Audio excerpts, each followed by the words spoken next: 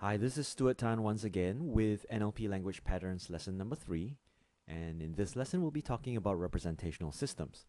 For more information, head down to worldofnlp.com. So what's going on inside your head? Most of the time our internal representations create images, sounds, and words, and these are the things that allow us to interact and interpret the world around us. So whatever images and sounds and words that you have, think about how this gets triggered inside your mind.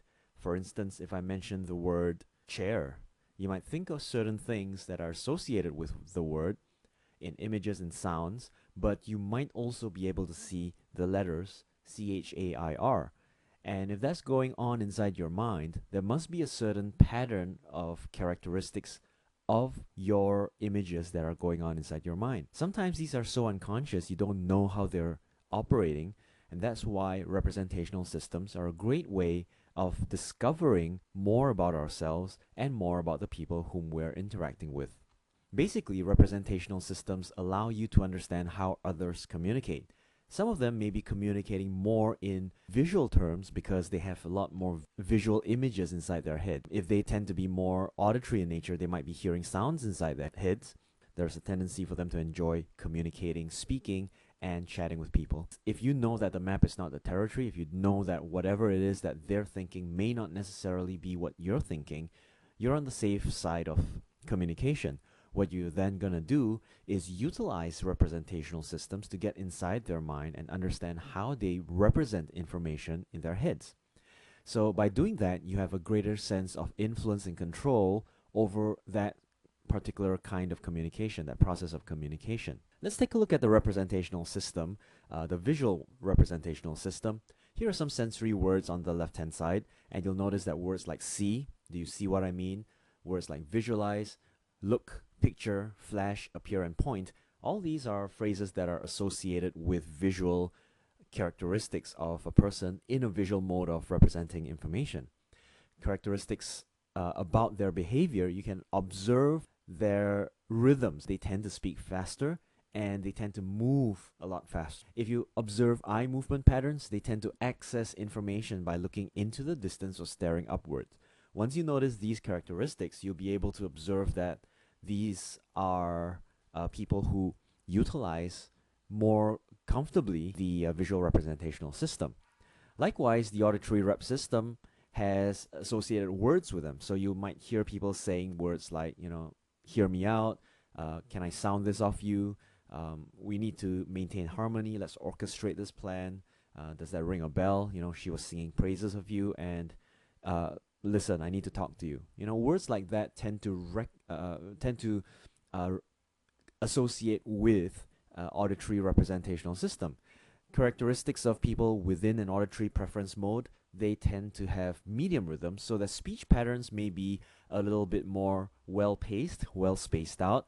There's a tendency for them to use a variation of different types of pitch and timbre, and you could actually notice them gesturing toward their chest or maybe even toward their mouth and chin.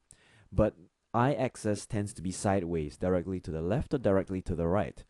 You'll notice quite a number of auditory preferenced people when they are on radio, for instance. Radio broadcasters tend to have a very high auditory preference. Now, kinesthetic representational systems are associated with these sensory words: touch, feel, connect. Things are weighing heavy on me. We need to lift people's spirits. Let's grab the enemy by the jugular. Let's keep moving forward. These are kinesthetic sensory words. Characteristics of kinesthetic people tend to be slower in terms of rhythm and speech and movement. So if you observe their breathing rates, they tend to be much slower down in the stomach, and you tend to be able to observe that their speech patterns and the characteristics of the way in which they speak tend to be much slower, and sometimes it might be difficult for them to keep up with you. Observe their gestures. They are usually associated with rounded gestures around the stomach and the gut, and whenever they are accessing things with their eye movements, they tend to access information by looking downward. There's also another representational system, and arguably it's a completely different system on its own. This is called the digital rep system. Digital words don't have any exact attributed sensory phrase, so these digital words can be attributed to visual, auditory, or kinesthetic sensations. So words like make sense, ascertain. I mean, you can ascertain from an auditory standpoint by discussing with someone, or you could ascertain through a visual representation, but these are undefined. So words like assess, indicate, justify, relapse, correlate, extrapolate, and you'll notice that these words tend to be pretty dense in terms of their weight in the English language. So you can say that in order for us to make sense of this investigation, we have to ascertain and justify whatever it is that the evidence corroborates for us. So there's no real sensory hook there that enables a person who belongs or feels that they prefer other representational systems to be able to latch on to the information.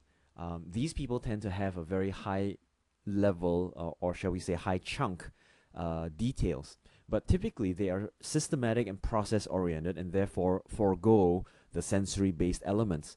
And if you notice them, there's a typical movement of their eyes where they access information when they move downward and to the left. So just three things that I'd like to highlight about representational systems. Number one, everyone is capable of accessing different representational systems. All it takes is for you to have proper training and to be able to develop your sensory acuity effectively. The second thing is different states often trigger off different kinds of representation. So if you're in a sad mode, there's a tendency for you to access, kinesthetic representational systems.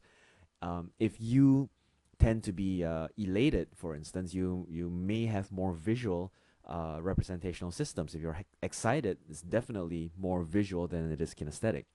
So representational systems are also important because when you begin learning at the master practitioner level of NLP, you will begin to understand that these have got foundations for modeling of mental strategies. So that's why it's a core pillar in NLP. If you want to establish rapport with representational systems, you can utilize these rep systems by tracking what people say and repeating patterns back to them. This is a process known as matching. So if you happen to notice certain rhythms, you can match those rhythms. If you notice certain key phrases that are being said, like for instance, the sequence VVAKV, someone might say, I've been thinking about this a long time and suddenly I pictured something that I saw in my head and I was telling myself, we have to get a handle on all this, and I saw a very clear plan ahead of us. Now, if that happens, you'll need to be able to flexibly repeat this pattern to the person whom you're communicating with by repeating a similar sequence, but using your own words. And you can say, oh, I see. So that's what you were pointing out yesterday when we were discussing those matters. Probably was weighing pretty heavy on you, wasn't it? And I can see that you're now much enlightened. Phrases like these and the way in which you can flexibly utilize your representational system matching for the purposes of rapport can be very powerful. It does increase the ability for you to connect with someone, and that person may tend to feel that you're a lot more connected with them.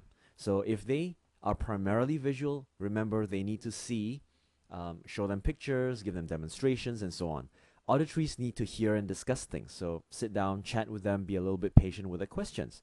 Kinesthetics will tend to need doing, so if you can do something that can make them feel what it's like at that point of time, that will be great. You can, they might reach out and touch you, they might reach out and need to touch a brochure or something like that.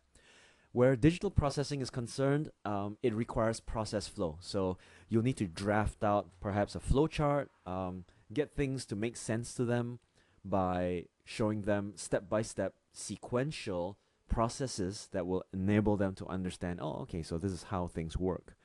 So I hope this has been useful. Rep systems is a very big part of NLP. I've only given you a very small portion of what typical neuro-linguistic programming training actually does, but I hope this will give you a little bit more awareness into yourself and the way in which you interact with other people. So once again, this is Stuart Tan from worldofnlp.com, hoping that you'll be able to pick up more NLP skills to be able to enlighten yourself, brighten up the world, and create a better environment for yourself and your loved ones.